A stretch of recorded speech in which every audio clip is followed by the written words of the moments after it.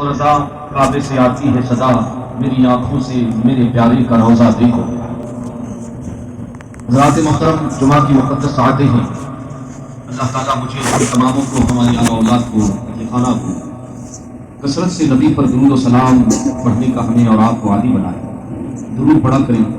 درود پڑھنے سے زندگی میں سرور آتا ہے، روح کو سکون ملتا ہے۔ جمعہ کی عظیم سنتوں میں سے ایک سنت ہے، عادت بنا لیں کہ کم سے کم جمعہ سے 100 مرتبہ، جمعہ کی نماز سے قبل 100 مرتبہ ہم حضور کی بارگاہ میں درود و سلام پڑھتے ہیں۔ روزیوں میں بھی برکت ہوگی، رزق میں بھی برکت ہوگی، پریشانیاں دور ہوگی، قبر کا نور ہے، اور اللہ نے بھی ان کے لیے حج کو فرض قرار دیا ہے۔ اللہ نے جسے مال و دولت سے نوازا ہے، استطاعت کے مفہوم میں وسعت ہے، صرف پیسہ ہی اس میں داخل نہیں ہے، اور بھی چیزیں اللہ کے رسول نے اس حوالے سے فرمائی۔ حج اسلام کے 5 ارکانوں میں سے 5واں رکن ہے۔ کلمہ، نماز، روزہ، زکوٰۃ اور حج اسلام کے بنیادی ارکان میں سے، بنیادی رکنوں میں سے ایک رکن ہے حج بیت اللہ۔ حج کا حکم مسلمانوں کو کب دیا گیا؟ حج فرض کب ہوا؟ اس قدر پر تو اتفاق ہے امت کا کہ اکثر اور بیشتر عبادتیں اسلام میں ہجرت کے بعد فرض کی گئی۔ تاجدار کائنات صلی اللہ تعالیٰ علیہ وسلم نے جب مکہ شریف سے مدینہ کی طرف ہجرت فرمائی، اکثر عبادتیں ہجرت کے بعد فرض ہوئی ہیں سوائے نماز۔ حج بیت اللہ کا حکم اس حوالے سے مورخین کا، علماء کا، محدثین کا اختلاف ہے۔ شفاف حضرات کے نزدیک مشہور قول کے مطابق سن ہجری 6 میں حج فرض ہوا ہے، اور حضور صدر شریعہ علیہ رحمہ فرماتے ہیں کہ سن ہجری 9 میں حج فرض ہوا ہے۔ حج کا مطلب کیا ہوتا ہے؟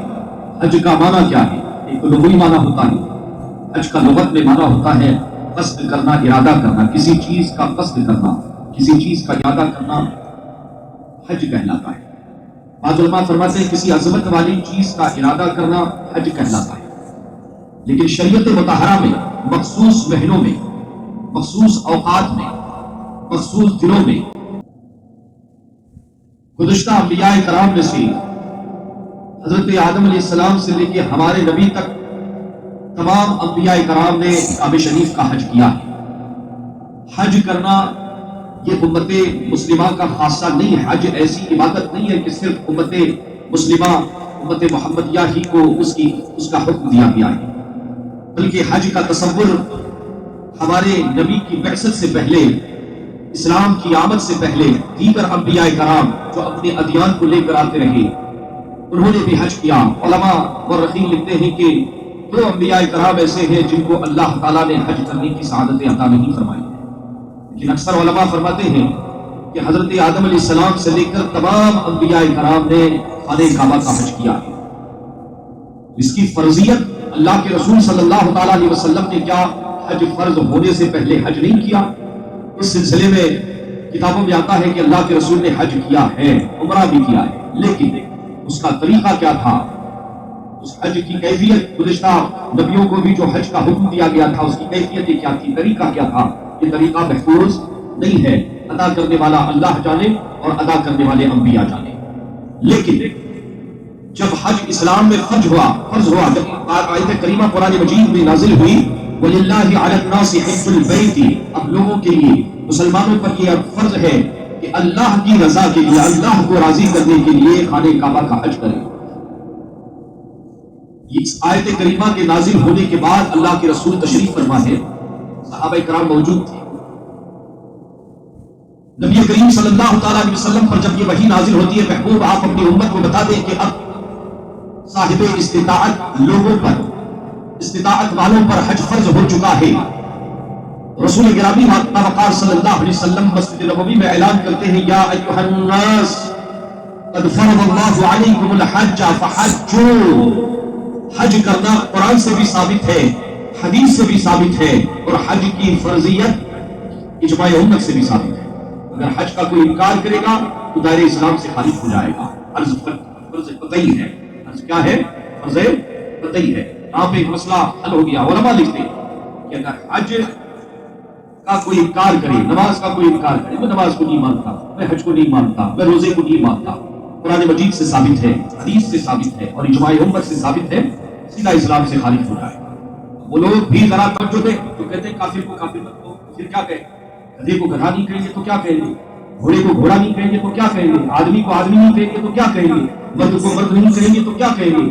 شریعت کہتی ہے جس نے لا الہ الا اللہ محمد رسول اللہ کا کلمہ پڑھ لیا وہ مومن ہو گیا. دنیا کی کسی بھی جو ہے علاقے کا رہنے والا وہ ہمارا دینی مذہبی بھائی ہو گیا. اور اللہ کے رسول کو تو قرآن میں تو صاف صریح طور پر فرمایا گیا قل اے محبوب تم کہہ دو یا ایھا الکافرون، کیا ہے کافر؟ کافر کوئی گالی نہیں ہے. کافر کا مطلب ہوتا ہے انکار کرنے والا.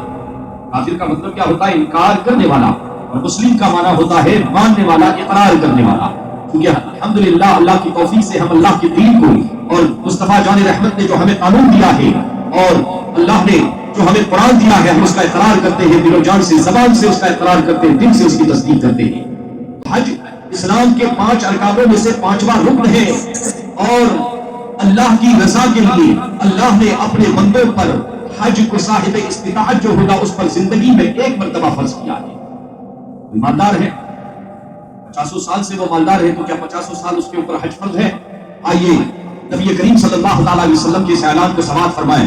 مسجد نبوی میں صحابہ کرام موجود ہیں اور اللہ کے رسول کی بارگاہ میں جب جبرائیل پیغام لے کر آ جاتے ہیں حج کا اور حج کی فرضیت کا حکم سناتے ہیں، اللہ کے رسول صحابہ کرام سے فرما رہے ہیں کہ لوگوں اب تم پر اللہ کی طرف سے حج فرض ہو چکا ہے، کمپلسری ہو چکا ہے اس پر جو صاحب استطاعت ہے، جسے اللہ نے صاحب مال بنایا ہے، استطاعت سے نوازا ہے، اب کمپلسری. صحابہ کرام رضوان اللہ تعالیٰ علیہم میں سے ایک صحابی کھڑے ہو گئے مسجد میں، کہتے ہیں یا رسول اللہ کیا اسی سال حج ہم پر فرض ہے؟ زندگی میں ایک ہی مرتبہ ہم پر فرض ہے یا ہر سال فرض ہے؟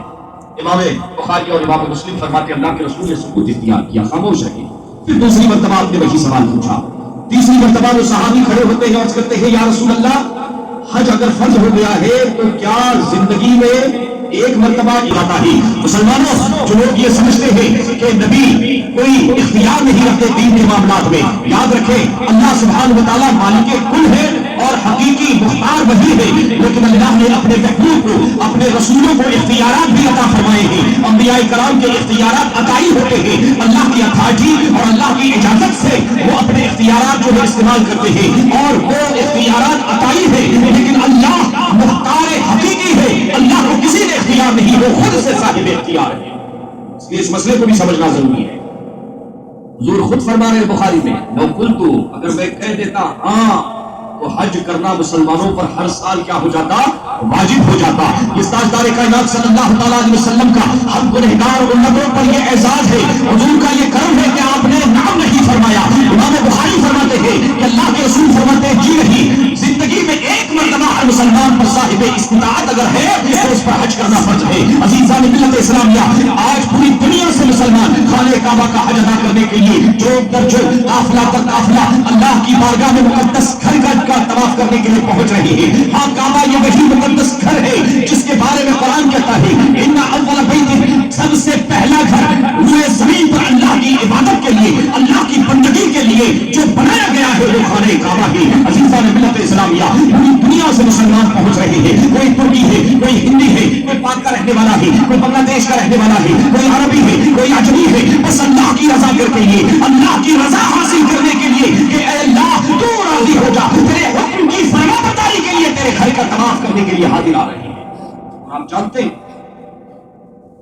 کہ پوری دنیا میں کہ ہندوستان کی سرزمین کو یہ فخر حاصل ہے، کہ ہندوستان کی سرزمین کو اعزاز حاصل ہے. مسلمانوں دیار ہند کی مٹی پوری دنیا میں جب اللہ نے انسانوں کو پیدا فرمایا ہے اور سب سے پہلے جب حج کا حکم دیا گیا تو کعبہ شریف کا پہلا حج کرنے والا کوئی اور نہیں ہمارے اور آپ کے نبی حضرت آدم علیہ نبینا علیہ الصلوۃ والتسلیم ہے. روایتوں میں آتا ہے علماء مفسرین فرماتے ہیں نزل آدم بالہند، جب آدم جنت سے اترے ہیں تو وہ سب سے پہلے ہندوستان کی سرزمین پر اترے. اکھنڈ بھارت تھا اس وقت، سندیپ صدیق کے پہاڑ پر جب آپ جنت سے اترے اللہ کے حکم سے، اللہ کی مرضی سے.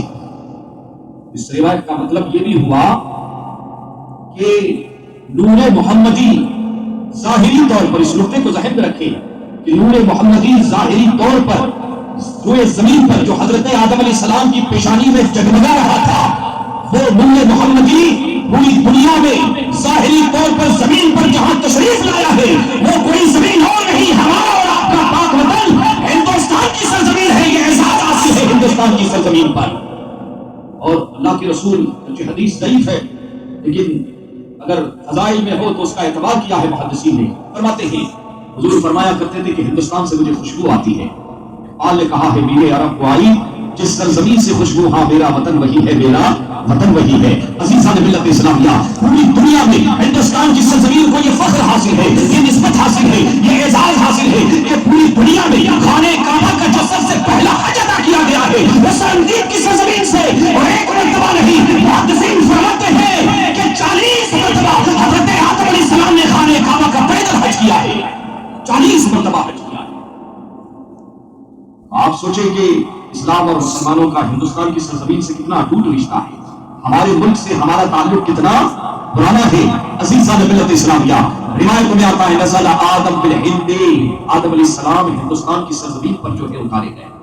تقریباً جو ہے مفسرین نے اس کو لکھا ہے. عزیزان ملت اسلامیہ، لیکن اسلام میں جو حج فرض ہوا اس حوالے سے حنفی حضرات، حنفی علماء اور فقہا فرماتے ہیں سن ہجری 9 میں، لیکن شافعی حضرات فرماتے ہیں، علماء فرماتے ہیں کہ سن ہجری 6 میں حج فرض ہوا ہے. اور اللہ کے نبی تاجدار کائنات محمد رسول اللہ صلی اللہ علیہ وسلم نے حج فرض ہونے کے بعد سب سے پہلے سن آپ کا جو حج فرض ادا ہوا ہے، جس حج کو حجۃ الاسلام بھی کہا جاتا ہے، حجۃ الوداع بھی کہا جاتا ہے، عزیزان ملت اسلامیہ، وہ حج سن ہجری 10 میں آپ نے ادا کیا ہے. حج فرض حضور نے کب ادا کیا ہے؟ اور حج فرض ہونے کے بعد ہمارے اور آپ کے آقا محمد رسول اللہ نے سن ایک ہی حج ادا کیا. کیوں؟ اس لیے کہ سن ہجری 11 میں تو حضور کا انتقال ہو چکا ہے، سن ہجری 11 میں حضور کا وصال ہو چکا ہے. حج کی فرضیت کے حوالے سے، اس کی تاریخ کے حوالے سے مزید اور روایتیں بھی ہیں. 5 کی روایت بھی ہے، 6 کی روایت بھی ہے، لیکن جو قول مشہور ہے دونوں ائمہ کے نزدیک، چونکہ اپنی مسجد میں ماشاءاللہ دونوں اماموں کے مقتدی ہیں، دونوں اماموں کے چاہنے والے ہیں، اللہ تعالیٰ ان لوگوں کو بھی ہدایت دے اور ہدایت عطا فرمائے جنہیں امام کی ضرورت نہیں ہوتی ہے. انہیں سمجھنا چاہیے کہ اگر دو لوگ بھی اگر کھڑے ہیں اور جماعت کے ساتھ نماز پڑھنا چاہتے ہیں تو اس جماعت کے لیے بھی امام کی ضرورت ہوتی ہے. جس جماعت میں امام نہیں ہوتا وہ جماعت نہیں ہوتی، وہ جماعت اہل سنت والجماعت نہیں کہلاتی. رسول کریم صلی اللہ علیہ وسلم نے فرمایا کہ زندگی میں ایک مرتبہ تم پر حج فرض ہے. اب تاجدار کائنات صلی اللہ علیہ وسلم کے فرامین سنے. حضور فرماتے ہیں جب بندہ مومن اللہ کی رضا کے لیے، اللہ کو راضی کرنے کے لیے خلوص نیت کے ساتھ کعبہ شریف کا حج ادا کرتا ہے اور وہاں کوئی غلط کام نہیں کرتا، لا رفث ولا فسوق، کوئی فسق و فجور کا کام نہیں کرتا اس مقدس سرزمین پر، اور کوئی غلط کام نہیں کرتا، تو اللہ کے رسول ارشاد فرماتے ہیں اللہ تعالیٰ حج کی بدولت اسے گناہوں سے ایسے دھو دیتا ہے، ایسے دھو دیتا ہے جیسے آج ہی ماں کے پیٹ سے نکلا ہو. عزیزان ملت اسلامیہ، حضور ارشاد فرماتے ہیں کہ لیس جزاء الحج الا الجنہ، جنت کہتے حج مبرور کا بدلہ صرف اور صرف جنت ہے، صرف اور صرف جنت ہے. صحابہ کرام نے پوچھا تھا یا رسول اللہ حج مبرور کسے کہتے ہیں؟ اگر کسی نے اس نیت سے حج کیا کہ میں حاجی ہوں، مجھے لوگ حاجی کہیں، اللہ سبحانہ وتعالی حضور فرماتے ہیں قیامت کے دن اس کی حج کو کپڑے میں لپیٹ دے گا اور اس کے منہ پہ مار دے گا کہ میں تیری عبادت کا محتاج نہیں ہوں، نے حج اس لیے کیا، نماز اس لیے پڑھی، پیسہ اللہ کی راہ میں اس لیے خرچ کیا تاکہ لوگ تجھے سخی کہیں، حج اس لیے کیا تاکہ لوگ تجھے حاجی کہیں، انہیں میری رضا کے لیے، مجھے راضی کرنے کے لیے اگر حج کیا ہوتا تو حج کا ہونا الگ ہے اور حج کا اللہ کی بارگاہ میں مقبول ہونا الگ ہے. عزیزان ملت اسلامیہ، اللہ کے رسول ارشاد فرماتے ہیں جو سچے دل سے اللہ کو راضی کرنے کے لیے حج ادا کرتا ہے اللہ تبارک و تعالیٰ وعدہ فرماتا ہے کہ اس کا بدلہ جنت ہے. اور یہی نہیں، جس نے مبرور حج ادا کیا ہے قیامت کے دن اس حاجی کو اللہ میدان محشر میں کھڑا کرے گا اور اشارہ کرے گا تیرے خاندان میں 40 وہ افراد جن پر جہنم واجب ہو چکی ہے، اشارہ کر دے جس کے لیے سفارش کرے گا اس کو داخل جنت کر دیا جائے گا.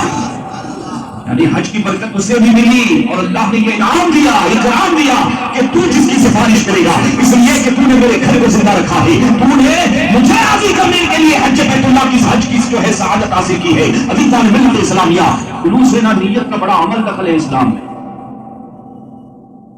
قرآن کہتا ہے وما امروا الا ليعبدوا الله مخلصين له الدين، کوئی شخص نماز اس لیے پڑھتا ہے تاکہ لوگ مجھے نمازی کہیں، کوئی قرآن اس لیے پڑھتا ہے تاکہ لوگ مجھے قرآن کے قاری کہیں، کوئی تسبیح لے کے ہاتھ میں دکھاوے کے لیے کچھ لوگوں کی عادت ہوتی ہے، وہ راستہ چلتے وقت بھی جو ہے تسبیح، اب کیا ضرورت ہے، ہاتھ میں رکھ، اگر خلوص سے کرتا ہے ہم اس میں زن تو رکھیں گے اس کے بارے میں، لیکن ریا کے جن اعمال سے ریا کاری کی بو آتی ہے اس سے بچنا بھی چاہیے، یہ ہمارے بزرگوں نے لکھا ہے۔ لیکن اگر کوئی ہاتھ میں لیتا ہے تو ہم اس کے بارے میں شخصی طور پر بدگمانی نہیں کر سکتے، ہاں لیکن اصلاح کے لیے کہ ایسی جگہ شیطان بہت قریب ہوتا ہے، ایسی جگہ شیطان بہت قریب ہوتا ہے، لوگ مجھے کتنا تسبیح پڑھتا ہے، تسبیح پڑھتا ہے، کچھ لوگ تو تسبیح ایسے پڑھتے ہیں ادھر بات چیت بھی ہو رہی ہے، کیا خیریت ہے، بات ٹھیک ہے خیریت سے، اور سب کیسے ادھر انگلی بھی ہلتے رہتی ہے، سمجھ میں نہیں آتا ہے، وہ عادت ہے ثانیہ بن جاتی ہے، بات بھی ہو رہی ہے اور تسبیح ہے نا۔ قرآن ارشاد فرماتا ہے، یاد رکھیے یہ میں اپنی طرف سے نہیں کر رہا ہوں، اللہ کا قرآن کہتا ہے وما امروا الا ليعبدوا الله مخلصين له الدين، اے اللہ کی بندگی کرنے والوں، نماز پڑھنے والوں، زکات دینے والوں، صدقات خیرات ادا کرنے والوں، حج کرنے والوں، ذرا عمل سنبھل کے کرنا، اس لیے کہ پرکھنے والا اللہ ہے، وہ تمہارے دلوں کے بھید بھی جانتا ہے، اللہ دلوں کے راز بھی جانتا ہے کہ مجھے راضی کرنے کے لیے میرے گھر میں آ رہا ہے یا لوگوں کو دکھانے کے لیے آ رہا ہے یا کسی پر تنقید کرنے کے لیے آ رہا ہے۔ اللہ ہمارے حال اور قال کی اصلاح فرمائے۔ شیخ سعدی علیہ رحمہ اپنا واقعہ بیان فرماتے ہیں، چھوٹے تھے شیخ سعدی علیہ رحمہ، سفر میں گزرے، سفر میں نکلے، رات میں تہجد کی نماز کے لیے ان کے والد صاحب بہت بڑے بزرگ تھے، شیخ سعدی بھی بہت بڑے بزرگ عالم تھے، اٹھایا کہ بیٹا اٹھو نماز پڑھنے کے لیے، 12-13 سال کے ہوں گے تو اٹھ گئے، ساتھ میں دیکھا کہ قافلہ بھی تھا، سب لوگ سوئے ہوئے ہیں، ابا سے کہنے لگے ایسے ہاتھ جو ہے وضو کرنے جا رہے تھے، واہ کتنے نادان لوگ ہیں، اتنے غفلت میں لوگ ہیں، کہا بیٹا کیا ہوا، دیکھیے نا ہم تہجد پڑھنے جا رہے ہیں، یہ غفلت میں سوئے ہوئے ہیں، وہ اللہ کی یاد نہیں آ رہی، اللہ کے ذکر سے جو غافل ہے۔ شیخ سعدی علیہ الرحمٰن کے والد جلال میں آتے ہیں، فرماتے ہیں بیٹا وہ جو سوئے نا وہ تجھ سے بہتر ہے، میں تو تہجد کے لیے اٹھا ہوں، بیٹا کم سے کم وہ غیبت تو نہیں کر رہی، آدھی رات کو میں نے تجھے اللہ کی عبادت کے لیے بیدار کیا ہے نہ کہ مسلمانوں کی غیبت کرنے کے لیے۔ تو حج کے حوالے سے انشاءاللہ یہ گفتگو جاری رہے گی، ہے نا، لبیک اللہم لبیک لا شریک لک لبیک،